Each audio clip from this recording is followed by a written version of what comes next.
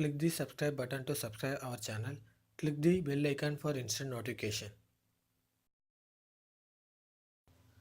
Hi guys, this is Hari Krishnan from WHP. Today I am going to show you how to install Android application from third party. Third party means installing Android application from your local drive or shared file.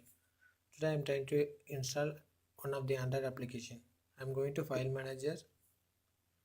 That I am searching for application. So I am trying to install Book My Show. So when I click there will be a pop-up message saying install is blocked.